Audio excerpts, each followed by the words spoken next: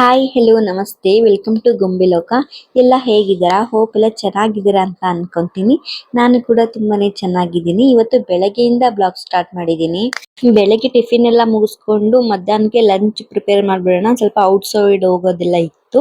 ಹಾಗಾಗಿ ಸಂತು ಕೂಡ ಚಿಕನ್ ತಂದು ಕೊಟ್ಟಿದ್ರು. ಅವ್ರಿಗೆ ಚಿಕನ್ ಗ್ರೇವಿ ತುಂಬಾನೇ ಇಷ್ಟ, ಹಾಗಾಗಿ ಚಿಕನ್ ಗ್ರೇವಿ ಮಾಡೋಣ ಇವತ್ತು, ಗ್ರೀನ್ ಚಿಕನ್ ಅಂತ ಹೇಳ್ಬಿಟ್ಟು ರೆಡಿ ಮಾಡ್ಕೋತಾ ಇದ್ದೆ. ಇವತ್ತು ನೈಟ್ ಊರಿಗೆ ಬೇರೆ ಹೋಗೋದಿದೆ, ಒಂದು ಮದ್ವೆ ಕೂಡ ಇದೆ ನಮ್ಮ ಬ್ರದರ್ದು, ಹಾಗಾಗಿ ಊರಿಗೆ ಹೊರಟಿದೀವಿ.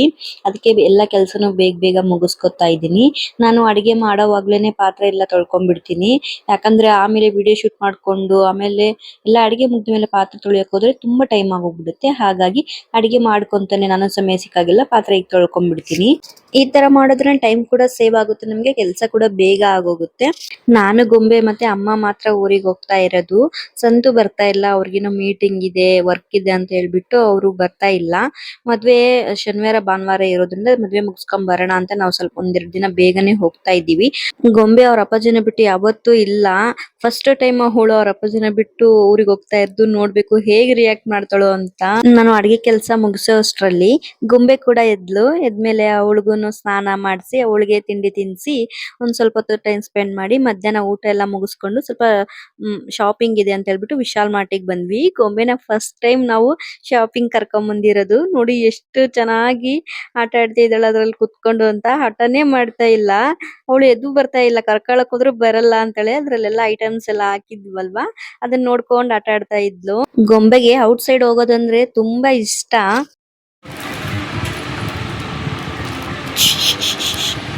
ಏಯ್ ಏಯ್ ನೋ ನೋ ಬಂಗಾರ, ಇಲ್ಲಿ ನೋಡು ಗೊಂಬೆ ಗೊಂಬೆ, ಏ ಅಪ್ಪಾಜಿ ಇಲ್ಲಿ ನೋಡಮ್ಮ. ಗೊಂಬೆ ಜೊತೆ ಫಸ್ಟ್ ಟೈಮ್ ನಾವ್ ಈ ತರ ಶಾಪಿಂಗ್ ಮಾಡ್ತಾ ಇರೋದು. ನನಗಂತೂ ತುಂಬಾ ಖುಷಿ ಆಗ್ತಾ ಇತ್ತು. ನಾ ಮೊದ್ಲಿಂದನೂ ಅನ್ಕೋತಾ ಇದ್ದೆ, ಎಲ್ಲ ಮಕ್ಕಳನ್ನ ನೋಡ್ತಾ ಇದ್ವಿ ಅಲ್ವಾ ಶಾಪಿಂಗ್ ಕರ್ಕೊಂಡ್ ಬರೋದು, ನಾನು ಅನ್ಕೊಂತಾ ಇದ್ದೆ ಗೊಂಬೆನ ಕರ್ಕೊಂಡ್ ಬರ್ಬೇಕು ಅಂತ. ಈ ಸರಿ ನೆರವೇರ್ತು. ನನಗಂತೂ ತುಂಬಾನೇ ಖುಷಿ ಆಗ್ತಾ ಇತ್ತು ಗೊಂಬೆ ಜೊತೆ ಶಾಪಿಂಗ್ ಮಾಡೋಕೆ. ಶಾಪಿಂಗ್ ಎಲ್ಲ ಮುಗಿಸ್ಕೊಂಡು ಮನೆಗ್ ಬಂದು ನೈಟ್ ಊಟ ಮುಗಿಸ್ಕೊಂಡು ನೈಟ್ ಒಂದು 11:30ಗೇನೋ ಬಸ್ ಇತ್ತು. ನಾವ್ ಒಂದು 11 ಗಂಟೆಗೆಲ್ಲ ಹೊರಟ್ವಿ. ಸ್ಲೀಪಿಂಗ್ ಕೋಚ್ ಬುಕ್ ಮಾಡಿದ್ದು, ಕಂಫರ್ಟಬಲ್ ಆಗಿರುತ್ತೆ ನಮ್ಗೆ ಜರ್ನಿ ಅಂತ. ಬೆಳಗ್ಗೆ ಒಂದು 5:30ಗೆಲ್ಲ ರೀಚ್ ಆಗ್ಬಿಡ್ತೀವಿ. ನಾವು ಮನೆಗೆ ರೀಚ್ ಆದಾಗ ಬೆಳಗ್ಗೆ ಒಂದು 6 ಗಂಟೆ ಏನೋ ಆಗಿತ್ತು. ಮನೆ ಮುಂದೆ ಕುರಿ ಮತ್ತೆ ಮೇಕೆ ಹೊರಟಿದ್ವಲ್ವಾ, ಲತಾ ಅದನ್ನೆಲ್ಲ ತೋರಿಸ್ತಾ ಇದ್ಲು ಗೊಂಬೆಗೆ. ಅವಳಿಗೆ ತುಂಬಾ ಖುಷಿ ಆಗ್ಬಿಟ್ಟಿತ್ತು ಗೊಂಬೆಗೆ ಇದೆಲ್ಲ ನೋಡ್ಕೊಂಡು. ನಮಗ್ ಬೆಂಗಳೂರಲ್ಲೆಲ್ಲ ಸಿಗಲ್ಲ ಅಲ್ವಾ, ಇಲ್ಲಿ ನೋಡಿ ತುಂಬಾ ಖುಷಿ ಆಗ್ಬಿಟ್ಟಿತ್ತು. ಮನೆ ಹತ್ರನೇ ಮಾವಿನ ಹಣ್ಣು ಬಂದಿದ್ವು ಅಂತ ಮಾವಿನ ಹಣ್ಣು ಕೂಡ ತಗೋತಾ ಇದ್ರು. ಮಾವಿನ ಹಣ್ಣು ಸೀಸನ್ ಅಲ್ಲಿ ಎಲ್ರ ಮನೆಯಲ್ಲೂ ಆಲ್ಮೋಸ್ಟ್ ಮಾವಿನ ಹಣ್ಣಿನ ಶೇಖರಣೆ ಮತ್ತೆ ಹೋಳಿಗೆ ಮಾಡ್ತಾರೆ. ಉತ್ತರ ಕರ್ನಾಟಕದಲ್ಲಿ ಇದು ಫೇಮಸ್. ನಾನು ಬೆಳಗ್ಗೆ ಸ್ವಲ್ಪ ಫ್ರೆಶ್ ಅಪ್ ಎಲ್ಲ ಆಗಿ ತಿಂಡಿ ಮುಗಿಸ್ಕೊಂಡು ನಮ್ ಫ್ರೆಂಡ್ಸ್ ನ ಮೀಟ್ ಆಗೋಣ ಅಂತ ಬಂದ್ವಿ. ತುಂಬಾ ವರ್ಷಗಳೇ ಆಗೋಗಿತ್ತು ನಾವು ಮೀಟ್ ಮಾಡಿ. ಆಕ್ಚುಲಿ ಎಲ್ಲಾ ಫ್ರೆಂಡ್ಸ್ ಕೂಡ ಮೀಟ್ ಮಾಡೋಣ ಅಂತ ಪ್ಲಾನ್ ಮಾಡಿದ್ದು, ಆದ್ರೆ ಎಲ್ರು ಸ್ಕೂಲ್ ಸ್ಟಾರ್ಟ್ ಆಗಿದ್ದೇವೆ ಇವಾಗ ಮಕ್ಕಳದು ಅಂತ ಬರ್ಲೇ ಇಲ್ಲ. ಅದಕ್ಕೆ ನಾವು 3 ಜನ ಮೀಟ್ ಮಾಡಿದ್ವಿ. ಇವಳು ಶೈಲಾ ಅಂತ ನನ್ನ ಪಕ್ಕ ಕೂತಿದ್ದಾಳಲ್ವಾ, ಅವಳು ನಾನು ಇಯರ್ಲಿ ಒನ್ಸ್ ಆದ್ರೂ ಮೀಟ್ ಮಾಡ್ತಾನೆ ಇರ್ತೀವಿ. ಅವಳ ಪಕ್ಕ ಕೂತಿರೋದು ರಾಧಾ ಅಂತ. ಅವಳು ಮೀಟ್ ಮಾಡಿ ನಾನು ತುಂಬಾ ವರ್ಷಗಳೇ ಆಗೋಗಿತ್ತು. ಎಲ್ರು ಮೀಟ್ ಮಾಡಿದ್ ನೋಡಿ ನನ್ಗಂತೂ ತುಂಬಾ ಖುಷಿ ಆಯ್ತು. ಅವಳ ಮಗಳು ನೋಡಿ ಎಷ್ಟು ಮುದ್ದಾಗಿದ್ದಾಳೆ ಅಂತ. ನಮ್ಮ ಹಳೆ ಫ್ರೆಂಡ್ಸ್ ನ ಮೀಟ್ ಮಾಡಿದ್ರೆ ಎಷ್ಟು ಖುಷಿ ಆಗುತ್ತೆ ಅಲ್ವಾ. ನಮ್ಗೆ ಅಲ್ಲೇ ಹತ್ತಿರದಲ್ಲಿರೋ ರೆಸ್ಟೋರೆಂಟ್ ಗೆ ಹೋಗಿದ್ವಿ. ಅಲ್ಲಿ ಊಟ ಮುಗಿಸ್ಕೊಂಡು ಸ್ವಲ್ಪ ಹೊತ್ತು ಟೈಮ್ ಸ್ಪೆಂಡ್ ಮಾಡಿ ಮನೆಗೆ ಹೊರಟ್ವಿ. ನನಗಂತೂ ಇವತ್ತು ತುಂಬಾನೇ ಖುಷಿ ಆಗೋಯ್ತು. ನಮ್ಗೆ ಅಲ್ಲಿ ಜಾಸ್ತಿ ವಿಡಿಯೋ ಮಾಡ್ಕೊಳಕ್ ಆಗಿಲ್ಲ, ಯಾಕಂದ್ರೆ ತುಂಬಾ ದಿನ ಆದ್ಮೇಲೆ ಮೀಟ್ ಆಗಿದ್ವಲ್ವಾ. ನಾವು ಜಾಸ್ತಿ ಮಾತಾಡ್ಕೊಂಡು ವಿಡಿಯೋ ಮಾಡೋದನ್ನೇ ಮರ್ತ್ ಬಿಟ್ಟಿದ್ದೆ, ಅಷ್ಟು ಖುಷಿಯಾಗಿ ಹೋಗಿತ್ತು ನಂಗೆ. ಗೊಂಬೆನ ಬಿಟ್ಟೋಗಿದ್ದೆ ಅಮ್ಮನ ಹತ್ರ, ಅಲ್ಲಿ ಎಲ್ಲ ಹುಡ್ಗೂರ್ ಇದ್ರಲ್ವಾ ಆಟ ಆಡ್ಕೊಂಡ್ ಇರ್ತಾಳೆ ಅಂತ. ಅವಳೇನ್ ಹಠ ಮಾಡಿಲ್ಲ, ಚೆನ್ನಾಗ್ ಆಟ ಆಡ್ಕೊಂಡಿದ್ಲು. ಮನೆಗ್ ಬಂದು ಒಂದ್ ಸ್ವಲ್ಪ ಹೊತ್ತು ಗೊಂಬೆ ಜೊತೆ ಮತ್ತೆ ಫ್ಯಾಮಿಲಿ ಜೊತೆ ಎಲ್ಲ ಟೈಮ್ ಸ್ಪೆಂಡ್ ಮಾಡಿದ್ವಿ. ನೈಟ್ ಊಟಕ್ಕೆ ಕೂತ್ಕೊಂಡಿದ್ವಿ ಎಲ್ರು ಕೂಡ.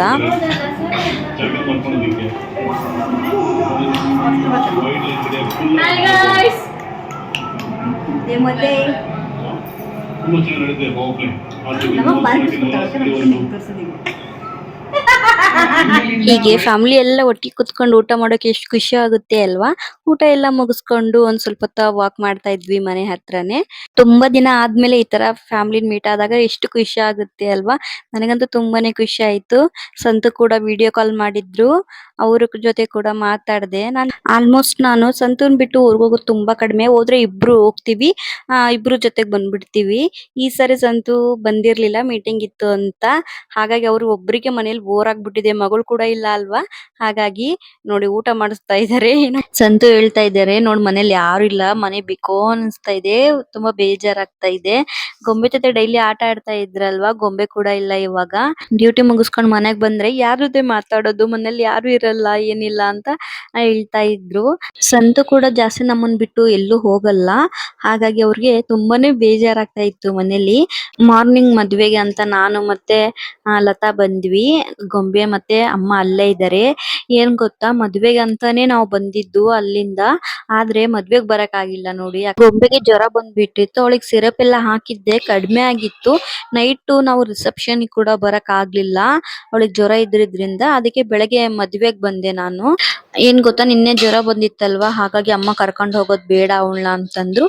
ನಾನು ಕೂಡ ಇಲ್ಲೇ ಇರ್ತೀನಿ ಅಂತಂದ್ರು. ಹಾಗಾಗಿ ಅವ್ರನ್ನ ಬಿಟ್ಟು ನಾನು ಲತಾ ಮದ್ವೆಗ್ ಬಂದ್ವಿ. ನೋಡಿ ಅಲ್ಲಿಂದ ಮದ್ವೆಗಂತ ಬಂದು ಅವಳನ್ನ ಕರ್ಕೊಂಡ್ ಬರಕ್ ಆಗ್ಲಿಲ್ಲ, ಅಮ್ಮನ್ ಕರ್ಕೊಂಡ್ ಬರಕ್ ಆಗ್ಲಿಲ್ಲ ಅಂತ ನನಗ್ ಬೇಜಾರಾಯ್ತು. ಇವ್ರೇ ನೋಡಿ ಮದ್ವೆ ಹುಡ್ಗ ಹುಡುಗಿ. ನಾವು ಕೂಡ ವಿಶ್ ಮಾಡಿ ಕೆಲವೊಂದ್ ಫೋಟೋಸ್ ಗಳನ್ನೆಲ್ಲ ತಗೊಂಡು ಸೆಲ್ಫಿ ತಗೊಂಡು, ಮದ್ವೆ ಹೋದ್ಮೇಲೆ ಸೆಲ್ಫಿ ಎಲ್ಲ ತಗೊಳ್ದೆ ಇರ್ತೀವ, ತಗೊಂತೀವಿ. ಸೆಲ್ಫಿ ಎಲ್ಲ ತಗೊಂಡು ಊಟಕ್ಕಂತ ಬಂದ್ವಿ. ನಮ್ ಬ್ರದರ್ ಕೂಡ ಕೇಳ್ತಾ ಇದ್ರು, ಯಾಕೆ ಮಾವ ಬಂದಿಲ್ಲ, ಅಮ್ಮ ಬಂದಿಲ್ಲ, ಗೊಂಬೆನು ಕರ್ಕೊಂಡ್ ಬಂದಿಲ್ಲ ಅಂತ. ಅದಕ್ಕೆ ಈ ತರ ಎಲ್ಲ ಆಗಿತ್ತು ಅಂತ ನಮ್ ಬ್ರದರಿಗೆ ಕೂಡ ಹೇಳ್ದೆ. ನೋಡಿ ಒಂದೊಂದ್ಸರಿ ಹೇಗ್ ಆಗುತ್ತೆ ಅಂತ. ಅಷ್ಟು ದೂರದಿಂದ ಮದ್ವೆಗಂತ ಬಂದು ಗೊಂಬೆನ ಮತ್ತೆ ಅಮ್ಮನ್ ಕರ್ಕೊಂಡ್ ಬರಕ್ ಆಗಿಲ್ಲ ಅಂತ ನನಗೂ ಬೇಜಾರಾಯ್ತು. ಅಮ್ಮನು ಬೇಜಾರ್ ಮಾಡ್ಕೊಂಡ್ರು ಮದ್ವೆಗ್ ಹೋಗಕ್ ಆಗಿಲ್ಲ ಅಂತ. ಬಟ್ ಏನ್ ಮಾಡೋದು, ಗೊಂಬೆಗ್ ಹುಷಾರಿಲ್ಲ ಅಂದ್ಮೇಲೆ ಅಲ್ವಾ, ಅವಳ ಹೆಲ್ತ್ ಕೂಡ ನೋಡ್ಬೇಕಲ್ವಾ ನಾವು. ಮದ್ವೆ ಅರೇಂಜ್ಮೆಂಟ್ ಆಗ್ಲಿ ಊಟ ಆಗ್ಲಿ ತುಂಬಾ ಚೆನ್ನಾಗಿತ್ತು. ನಾವು ಊಟ ಮುಗಿಸ್ಕೊಂಡು ಮನೆಗೆ ಹೊರಟ್ವಿ. ಇದು ನೆಕ್ಸ್ಟ್ ಡೇ ಕಂಟಿನ್ಯೂ ಬ್ಲಾಗ್ ಆಗಿರುತ್ತೆ. ಸ್ವಲ್ಪ ವಿಡಿಯೋ ಮಾಡಿ ಕೈ ಸುಟ್ಕೊಂಡಿ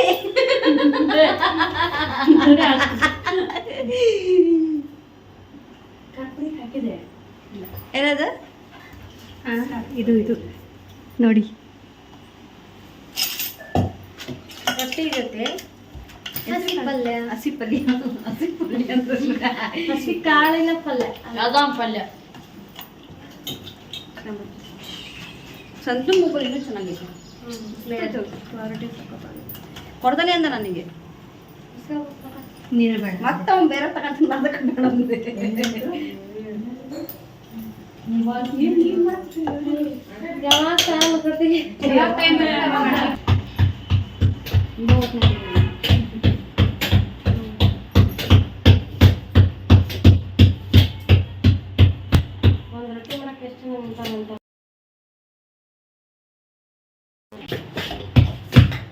ನೋಡಲ್ಲ ಹೆಂಗ್ ಬರ್ತೈತಿ, ನೋಡಲ್ಲ ತುಪ್ತು ಪುರಿ ಉಪ್ತು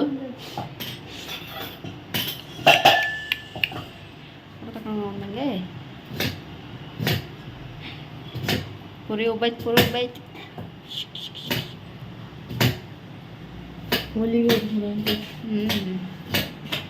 ಯಾರು ಬೇಯಿಸ್ತಾರು, ಇವಾಗ ನೋಡಿ ಬೇಯಿಸ್ತಾರ. ಊಟಕ್ಕೆ ಅಂತ ಜೋಳದ ರೊಟ್ಟಿ ಮತ್ತೆ ಮಡಕಿ ಕಾಳು ಪಲ್ಯ ಹಾಗೆ ಚಟ್ನಿ ಮಾಡಿದ್ರು. ಈ ತರ ಎಲ್ರು ಒಟ್ಟಿಗೆ ಸೇರಿದಾಗ ಎಷ್ಟು ಖುಷಿ ಆಗುತ್ತೆ ಅಲ್ವಾ. ಟೈಮ್ ಹೋಗಿದ್ದೆ ಗೊತ್ತಾಗಲ್ಲ. ನಮ್ಮ ಉತ್ತರ ಕರ್ನಾಟಕದಲ್ಲಿ ಎಲ್ರಿಗೂ ಬೆಳಗ್ಗೆ ಜೋಳದ ರೊಟ್ಟಿ ಬೇಕೇ ಬೇಕು ಊಟಕ್ಕೆ. ಯಾರಿಗೆಲ್ಲ ಜೋಳದ ರೊಟ್ಟಿ ಅಂದ್ರೆ ಇಷ್ಟ ಅಂತ ಕಮೆಂಟ್ ಮಾಡಿ. ನಾನು ಕೂಡ ಫ್ರೆಶ್ ಅಪ್ ಆಗಿ ಫ್ರೆಂಡ್ಸ್ ನ ಮೀಟ್ ಮಾಡೋಣ ಅಂತ ಬಂದೆ. ಶೈಲಾರ್ ಮನೇಲಿ ಮೀಟ್ ಆಗಿದ್ದೆ ಆಕ್ಚುಲಿ. ಅವ್ರ ಮನೇಲಿ ಊಟ ಮುಗಿಸ್ಕೊಂಡು ಹಾಗೆ ಇಲ್ಲಿ ಕಾಲೇಜ್ ಹತ್ರ ಹೋಗ್ ಬರೋಣ, ತುಂಬಾ ದಿನ ಆಯ್ತು ಅಂತ ಕಾಲೇಜ್ ಹತ್ರ ಬಂದ್ವಿ. ಇದೇ ನೋಡಿ ನಾವು ಕಲ್ತಿದ್ ಕಾಲೇಜು, PU ಕಾಲೇಜು ಇದು. ನಮ್ಗಂತೂ ಇಲ್ಲಿ ತುಂಬಾನೇ ಮೆಮೊರೀಸ್ ಇದೆ. ನಮ್ ಕಾಲೇಜ್ ಟೈಮ್ ಅಲ್ಲಿ ಬಿಲ್ಡಿಂಗ್ ಇಷ್ಟು ದೊಡ್ಡದಿರ್ಲಿಲ್ಲ, ಚಿಕ್ಕದಿತ್ತು. ಇವಾಗ ನೋಡಿ ಎಷ್ಟು ದೊಡ್ಡದಾಗಿದೆ ಅಂತ. ನಮ್ಗಂತೂ ಸಖತ್ ಖುಷಿ ಆಗ್ತಾ ಇತ್ತು ಕಾಲೇಜ್ ನೋಡಿ. ಅದನ್ನ ನೋಡಿ ನೀವು ಏನಂದ್ರ ತಿಳಿ ಮೈಂಡ್ ಅಂದ್ರೆ ಹಿಂಗಿರ್ಬೇಕಂದ್ರ ಹಸಿ ಗಾಡಿದಂಗ ಇರ್ಬೇಕು. ಹಳ್ಳು ಒಕ್ಕಸಿದ್ರೆ ಹಂಗ ಸಿಕ್ಕಬೇಕು ಸರ ನಾವು ಒಕ್ಕಸ್ತಾನೆ ಹೆಂಗೆ ತೆಗತಂತ್ರಿ ವಾ ಫೋಟೋಗ್ರಾಫರ್ ಮಾಡಿರಲ್ಲ ಹಾಡು ಕುಂದಿರ್ಸಿ ಹಾಡು ಕುಂದಿಸ್ಲೆ ಕುಂದಿರ್ಸಲ್ಲ ನಾನು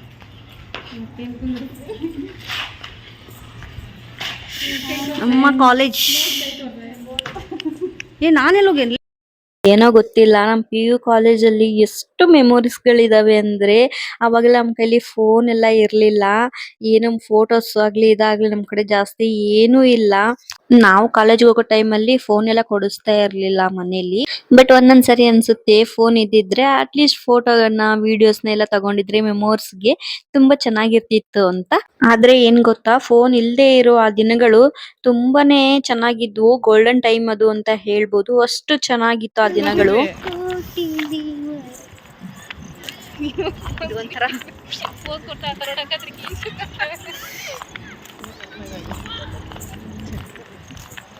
ನಮ್ಗೆ ಆ ಮದ್ವೆಯಾಗಿ ಮಕ್ಕಳಾಗಿ ಇಷ್ಟ ಇದಾಗೈತೆ ಅನ್ನೋ ಒಂಥರ ಫೀಲ ಇಲ್ಲ ಅಡಿ ನನಗಂತ ನಮಗೆ ಕಾಲೇಜ್ ಹುಡುಗಿಯರೆಲ್ಲ ಮಾತಾಡ್ತಿಲ್ಲ ಈಗ ಫೀಲ ಇಲ್ಲ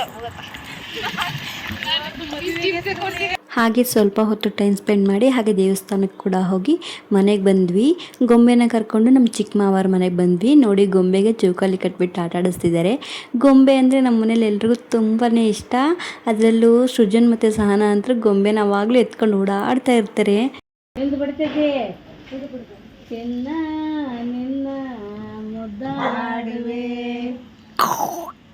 ಜೋ ಲಾಲಿ ನಾ ಹಾಡುವೆ ಚಿನ್ನ ನಿನ್ನ ಮುದ್ದಾಡುವೆ ಅಳಬುರುಕಿ ಅಳಬುರುಕಿ ಇಲ್ಲದಳಕ್ಕೆ ಅಳಬುರುಕಿ ಹಿಡ್ಕೆ ಹಿಡ್ಕೆ ಹಿಡ್ಕೆ ಹಿಡ್ಕೆ ಹಿಡ್ಕೆ ಹೈ ಫೈ ಹೈ ಫೈ ಶಿಕ್ಲು ಶಿಕ್ಲು ಶಿಕ್ಲು ಶಿಕ್ಲು ಶಿಕ್ಲು ಗೊಂಬೆ ಶಿಕ್ಲು ಗೊಂಬೆ ಶಿಕ್ಲು ಶಿಕ್ಲು ಗೊಂಬೆ ಗೊಂಬೆ ಹಿಡ್ಕರಿ ಹಿಡ್ಕರಿ ಅಜ್ಜಿ ಅಜ್ಜಿ ಬರವಾ ನಮ್ಮನೇಲಿ ಚಿಕ್ಕ ಮಗು ಅಂದರೆ ಗೊಂಬೆನೇ ಇವಾಗ ಹಾಗಾಗಿ ಗೊಂಬೆ ಅಂದರೆ ಎಲ್ರಿಗೂ ತುಂಬಾ ಇಷ್ಟ ನೋಡಿ ಎಷ್ಟು ಚೆನ್ನಾಗಿ ಆಟ ಆಡ್ತಿದ್ದಾಳೆ ಅಂತ ನಮ್ಮ ಚಿಕ್ಕ ಮಾವರ ಮನೇಲಿ ಊಟ ಎಲ್ಲ ಮುಗಿಸ್ಕೊಂಡು ಹಾಗೆ ನಮ್ಮ ದೊಡ್ಡಪ್ಪರ ಮನೆಗೆ ಬಂದ್ವಿ ಮಾತಾಡ್ಸ್ಕೊಂಡು ಹೋಗೋಣ ಅಂತ ಬ್ಯಾಂಗ್ಳೂರಿಗೆ ರಿಟರ್ನ್ ಆಗೋದಿದೆ ಇವತ್ತು ಹಾಗಾಗಿ 11:45 ಬಸ್ ಇದೆ ಅದಕ್ಕೆ ಮಾತಾಡ್ಸ್ಕೊಂಡು ಹೋಗ್ಬಿಡೋಣ ಅಂತ ಬಂದ್ವಿ ನಮ್ಮ ಅಣ್ಣಾರ ಮಕ್ಕಳು ಕೂಡ ಚಿಕ್ಕವ್ರು ಇರೋದ್ರಿಂದ ಗೊಂಬೆ ಚೆನ್ನಾಗಿ ಆಟ ಆಡ್ತಾ ಇದ್ಲು ಅವ್ರ ಜೊತೆ